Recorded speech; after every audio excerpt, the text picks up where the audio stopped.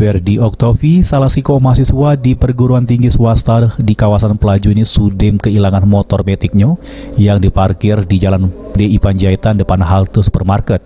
Pada waktu kejadian, korban lagi ngembek duit di ATM JM Pelaju, terus motornya diparkir dengan posisi terkunci stang.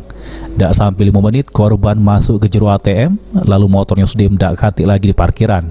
Menurut korban, kalau dia terkejut nian pas metu dari ATM, motornya sudah hilang. Warga sekitar lokasi kejadian dewek waktu itu dak kate yang selik. Apa, bro? Kehilangan motor. Hilangan motor. Hilangnya di mana hilangnya? Di depan halte JM. Depan halte JM. Ya, JM Pelaju. Cak mana? Pas hilang terami di situ.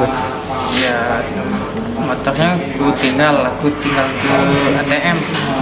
Pas keluar ya tidak kate lagi. Oh, pas ini udah ada lagi motornya. CCTV ada nih? Tidak penuh, tidak terjangkau. Yang motor apa itu? Motor Honda Beat Street BG? BG 5186 BAO. BA. Berapa lama lah kira-kira kita tinggal motor? Pas kau masuk ATM tuh nah. Sekitar 5 menit. 5 menit ya? 5 menit. Tahu tak? Mau nembeknya kau tanya-tanya warga sekitar? Ternyatanya tidak tahu, cuman ada yang lihat. Lihat. Ada yang nyingok? Ada yang Mau nyingok. berapa katanya pelaku? Kalau pelaku itu awalnya itu bawa mobil, satu turun bawa motor, satunya lagi di mobil. Jadi warga tuh diem ya waktu itu ya? Gak tahu.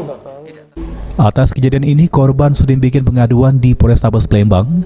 Ini pengaduan tersebut sudah diterima, selanjutnya bakal dilakukan penyelidikan oleh polisi. Irawan, PAL TV.